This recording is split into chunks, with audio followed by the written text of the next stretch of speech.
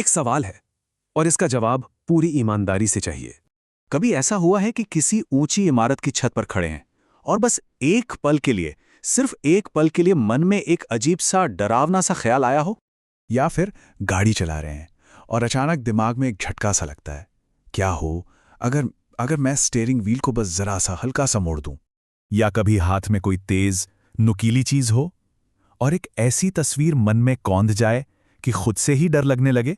अगर इनमें से किसी का भी जवाब हाँ है तो सुनिए, आप अकेले नहीं हैं, आप खतरनाक भी नहीं हैं और आप कोई बुरे इंसान तो बिल्कुल नहीं हैं। आप उन 94% लोगों में से एक हैं। जी हाँ, इस दुनिया में 94% लोग बिल्कुल ऐसे ही डरावने, अजीब और बिन बुलाए विचारों का सामना करते हैं। वो विचार जो उन्होंने कभी मांगे नहीं, वो विचार जो उन्हें खुद से ही सवाल करने पर मजबूर कर देते हैं। तो असल सवाल ये नहीं है कि ये विचार आते क्यों हैं। असली सवाल तो ये है कि क्यों कुछ लोग इन विचारों की वजह से तड़पते रहते हैं, जबकि बाकी लोगों को ये आते जाते पता भी नहीं चलते। आखिर फर्क क्या है? चलिए आज इसी गुत्थी को सुलझाते हैं। तो ठीक है, अब जरा गहराई में उतरते हैं। इसकी कहानी शुरू होती है 1978 में, पेरिस से। उस साल कुछ फ्रेंच साइकोलॉजिस्ट्स ने एक बड़ा ही अलग सा काम किया। वो आम लोगों के पास गए, टीचर, डॉक्टर, पादरी, और उनसे एक बहुत सीधा सवाल पूछा, क्या आपके दिमाग में कभी कोई ऐसा ख्याल आया है जिससे आपको खुद से घिन आने लगी हो? जानते हैं नतीजा क्या था? हर एक इंसान ने कहा हाँ। और फिर दशकों बाद जब रिसर्चर एडम सल्कोव्स्कीज ने दुनिया भर की स्टडीज को इकट्ठा किया तो नतीजा वही निकला, 94%।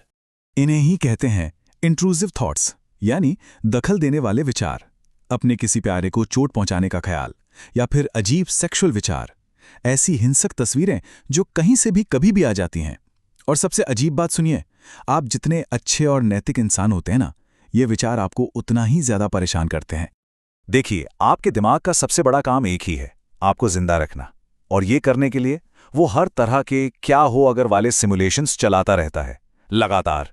यहां सबसे बुरा क्या हो सकता है, इस सिचुएशन में खतरा कहां है? तो वो ख्याल आप नहीं हैं, वो तो बस आपके दिमाग का सिक्योरिटी गार्ड है जो थोड़ा ज्यादा ही चौकन्ना है और बस अपनी ड्यूटी कर रहा है। अब यहीं से बात और भी दिलचस्प हो जाती है।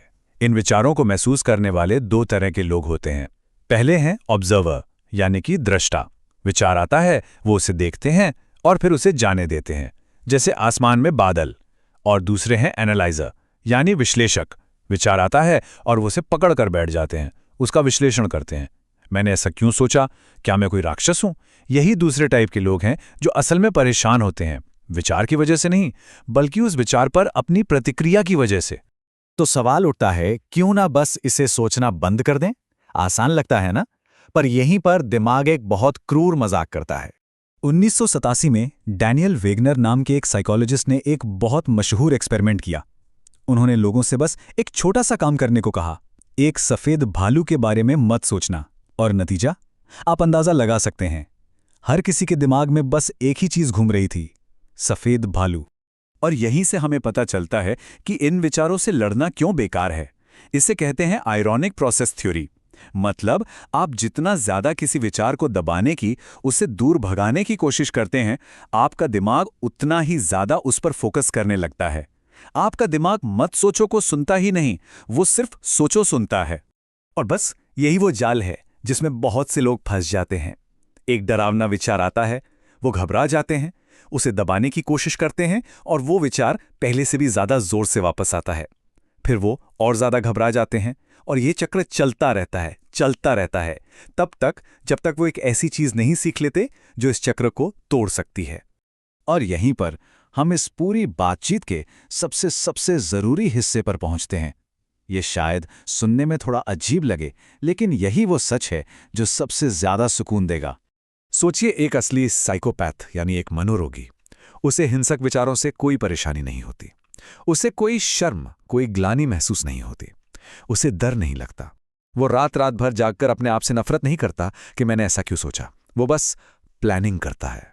तो सबसे बड़ी और सबसे जरूरी बात यह है, किसी डरावने विचार से आपको जो घबराहट, जो डर महसूस होता है ना, वही इस बात का पक्का सबूत है कि आप कभी उस पर अमल नहीं करेंगे। जो डर आप महसूस करते हैं वो आपका नैतिक कंपास है और वो बिल्कुल सही काम कर रहा है। रिसर्च ये बताती है कि जो लोग हिंसक और दखल देने वाले विचारों से सबसे ज्यादा परेशान होते हैं, असल में उन लोगों में हिंसा करने की संभावना सबसे कम होती है।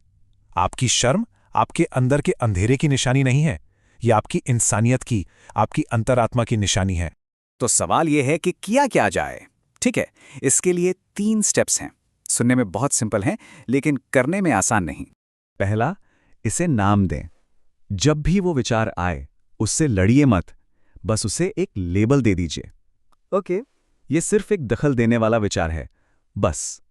आप वो विचार नहीं हैं, आप तो बस उस विचार को देखने वाले हैं।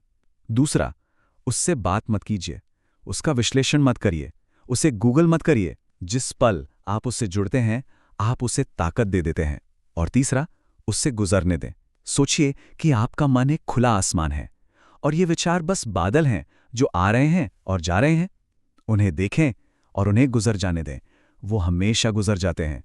और ये हमें आखिरी और शायद सबसे ज़रूरी बात पर लाता है। 94% लोगों को ये विचार आते हैं, लेकिन शर्म के मारे कोई इनके बारे में बात नहीं करता, और शर्म हमेशा खामोशी में ही पलती बढ़ती है।